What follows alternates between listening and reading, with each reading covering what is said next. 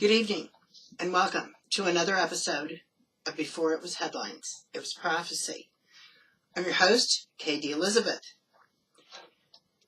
And tonight, I feel like we've got things going on that need to be discussed because there is a lot going on, but there is also some limbo that seems unusual, to say the least. You know, I always associate what goes on outside of Israel. I mean, as far as politics and religion, I associate outside of Israel with the rider on the white horse. And we've mentioned that. And I find it curious that in this situation, there wasn't a pope in the wings, so to speak. I mean, it's been hundreds of years since a pope has resigned. And so in this time frame when he, gave his notice,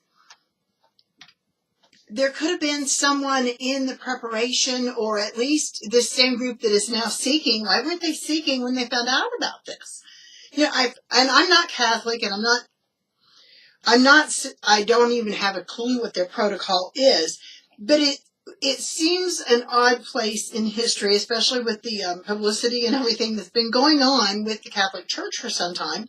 The fact that this Pope isn't leaving Vatican City either, it just seems odd that a great number of people in the world not only are missing their leader and, are left kind of in the lurch, but also for the number of people who believe that, the Pope is a figure that figures into the end of days, how this is left in limbo and left in a lurch.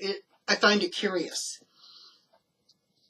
And I'm going to go so far as to say, this rider on the white horse, I can't help but wonder also, or take into consideration, the proselytizing that had a great deal to do with countries being conquered in our history. So, again, that points to, there's been religious leaders with enough power and enough vision, right or wrong, enough vision to really get out there and do some shaking and moving. And I'm, again, surprised that the Catholic Church doesn't have, a backup plan, a pope in the wings, something. And they had this awareness for a while. So I find it interesting that a large religion is without a leader at this time. Now I'm going to get a little closer to home for the evidence of the rider on the red horse. Pardon me. This next week is when it's determined whether the biblical calendar begins with this next new moon, or it'll be another month. And that's dependent upon the barley in the field. And I've got to tell you already, it's an annual debate amidst, the Orthodox, the different sects of Judaism, as well as now, the Messianics, the Hebraic roots, those of us who are just seeking to live entirely by the full scripture and wanting to observe the holy days and the feasts. It's like the debate is just, you wouldn't believe it. And I'm thinking, this is an odd place for all of us to find so many points of division. But we do.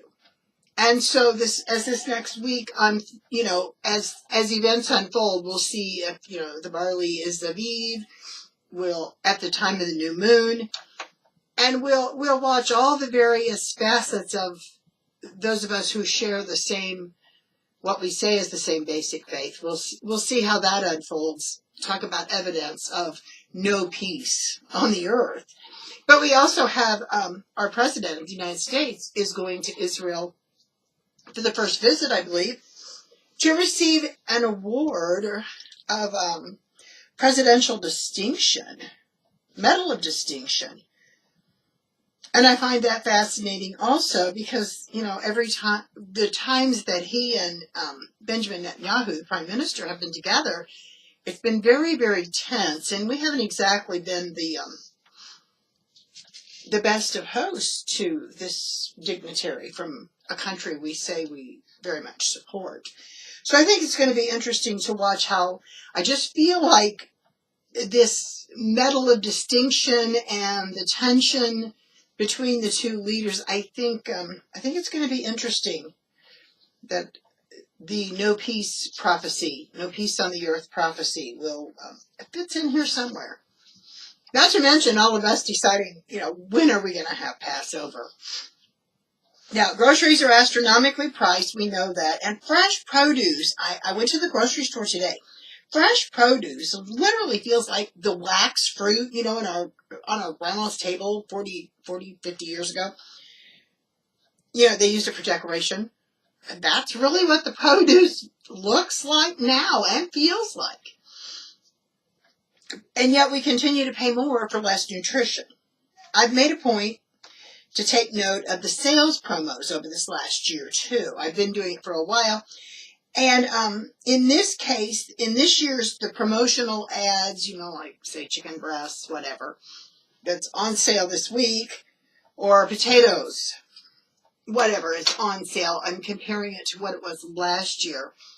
And it is a 15 to 30% increase even on the sale price. So, I haven't figured regular prices because that wasn't my focus. But on the sales prices, like, for instance, last year when bone-in chicken breasts were on sale for $1.09. Now this year they're on sale for $1.48. That's still the sale promotion, same store. I'm trying to keep as few variables as possible in this comparative endeavor I'm doing. Beef, of course, is completely off the chart percentage-wise. There is just no figuring that one in. The sale prices are beyond what a special occasion price was last year and the year before. Plagues and pestilence. Let's cover it. Have you heard about the locusts in Egypt?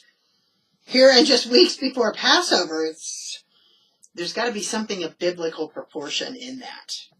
So we'll keep you apprised of that. They say that, it's just swarms. I've seen pictures. It's, it is almost unbelievable to see them. And then, of course, there's sinkholes in Florida, mountains coming apart in the Rockies. And we've gone from one extreme to the other in weather in places from, the severe drought of the summer to blizzards in March. I hear great and terrible. That was prophesied. Peter said that was prophesied in Joel. Great and terrible. But I also see in this, I see mercy and judgment. I believe the weather extremes are both. And I've been wondering when I first heard this, great and terrible. It's like, I know it's going to be both in a lot of the same situations. And this is one of them. Scripture promises rain in its season if we're obedient. So I'd say drought is indicative of disobedience, especially when it's in, our breadbasket in our rangeland, crop country. And then now we have blizzards with feet of snow. It doesn't really sound like a blessing. Because that's a hardship in that spot too, even for the animals. This is the calving season and the planting season in a lot of places, and we've got blizzards. So that is still probably indicative of judgment, but the moisture is a very merciful act from our Creator, from our Father in heaven. He's clearly not happy with our behavior by these weather extremes. And yet, if he was, we'd have the seasonable weather that's promised. But the fact that we are getting heavy, heavy snow, and even though it's also a hardship, it is, much needed for our ground. So with that being said, I'm starting to see how it's unfolding in great and terrible. Now, Hosea tells us we die from a lack of knowledge. The remnant needs to know what we need to be doing in these last days. And as the prophecy of Daniel is fulfilled before our very eyes with all this running to and fro and knowledge increasing and abounding, we need to pray. And we need to pray, you need to pray, that we'll have wisdom and discernment regarding the knowledge of value versus the knowledge that's a distraction. Because there's a lot of information coming all the time. some of it is imperative that we pay attention. You know, like I said, the prophet Hosea said, God's people die from a lack of knowledge. But we need to know the value of the knowledge that we're receiving. And that is our show for tonight. This has been Before It Was Headlines, It Was Prophecy. I'm your host, Katie Elizabeth. Thank you for joining me. Good night.